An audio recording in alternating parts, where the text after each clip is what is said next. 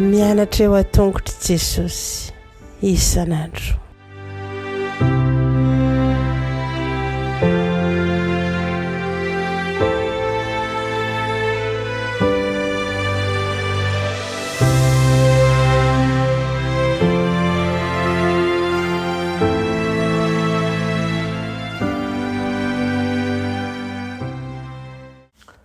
Miarabantsika tsirairavindray amin'ity alakamisy fa 12 volana janoary ity tonga eto amin'ny Lesona ho an'ny lehibe indray isika fa dia manona fahasoavan'ny tompo amintsika tsirairay avy.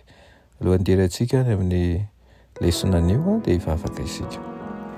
Rainay mahalala tsara indrindra ianao ilay tianay, ianao ilay tianay ihany koa, ilay nisolo volanay no hiantsoanay ankehitriny. Misaotra anao izahay satria be fitiavana tokoa ianao ary manatanteraka ny sitraponao sy ny fanirianao aminay dia ny hahasoanay ary indrindra ny handovanay ny fiainana mandrakizay. Tompo eto izahay ankehitriny dia hiara-dalana aminao, dia hiombona aminao ka metezainao hiaraka aminay ary hanazava izany araka ny sitraponao. Anaran'i Jesosy, amen. Lohateny lesonantsika androany dia manao hoe Avereno Aminay Indray. Vakio ny Salamo 1:1 ka hatramin'ny 5. Eo no hijerentsika androany. Fanontaniana voalohany apetrako aminao manao hoe amin'ny fotoana inona no heverinao fa mety ho vavaka mety io salamo io. Salamo fisaonana manko izy io, ary ny salamo fisaonana dia takatry ny ankapobeny ho vavaka ataon'ny olona miaina ao anatin'ny fotoan-tsarotra, na ara-batana izany na ara-tsaina io na ara-panahy na izy telo mihitsy. Tsy midika anefa izany fa tokony hiala amin'ireo salamo ireo isika na dia amin'ny fotoana mahafinaritra aza, indraindray dia mety hisy fifandimbiasana tanteraka eo amin'ny tenin'ny salamo sy ny zavatra niainan'ilay mpivavaka ankehitriny, izany hoe mety mahasoa, mety hahasoa ny mpivavaka tsy ao anatin'ny fahoriana ny fotoana fitomanina. Voalohany afaka mampahafantatra antsika bebe kokoa izy ireny fa anisan'ny zavatra iainantsika amin'ny ankapobeny ny fijaliana ary manjony marina sy ny ratsy fanahy ihany koa izy ireny.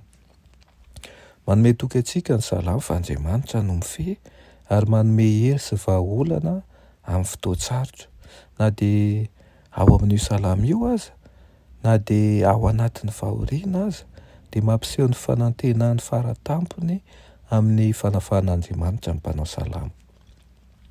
Faharoa dia mampianatra antsika fangoram-po amin'ireo izay mijaly ny salamo fisaonana. Rehefa maneho ny hafaliantsika sy ny fankasitrahantsika an'Andriamanitra manko isika, indrindra fa eo imasom-bahoaka, dia tsy maintsy mahatsiaro mahantra ihany koa isika.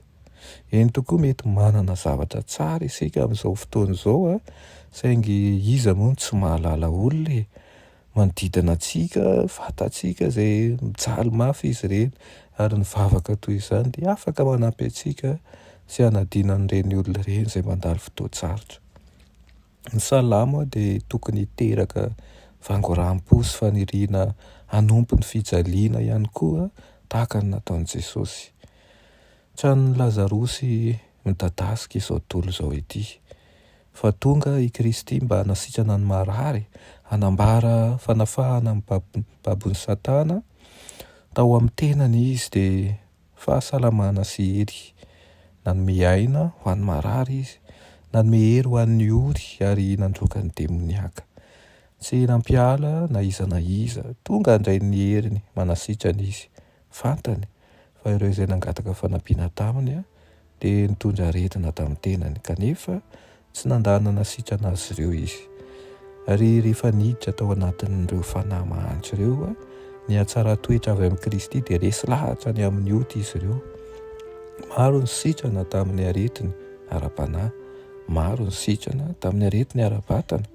Mbola manana hery mitovy amin'izany ihany koa ny filazantsara. Eny fa na dia izao ankehitriny izao aza, mahasitrana anao tahaka nahasitranany an'ireo taloha ireo ihany koa Kristy. Ny any angatany aminao dia ny zoranao eo an-tongony ka ho amin'ny fibebahana marina anie ianao mba hahafahany Kristy mandray ianao sy manome lalana anao ary manome hery ianao indray ho amin'ny fanantenana vaovao. Dia ny famakiana ny boky salama anie manome hery ianao tokoa, izay no hiahina ka mba hahafahanao manapa-kevitra ho amin'ny tsara kokoa hatrany. Vavaka ry isika, raha ilay malala tsara indrindra mbola misaotra anao ny amin'izany lesona nomenao anay io izany. Misaotra tombo aho fa mbola mamelona fanantenana ao anatinay ianao. Ankehitriny aho dia fahalerina indrindra dia manapa-kevitra ny ara-dalana aminao ka hamela an'ireo fanaonay ratsy taloha. Tsy vitanay irery anefa izany, fa dia mangataka ny herinao rehetra, ny fanahinao masina ary ny anjely ihany koa mba hiaraka aminay, hankahery anay, hananatra anay ary hitarika anay. Amin'ny anaran'i Jesosy, amen.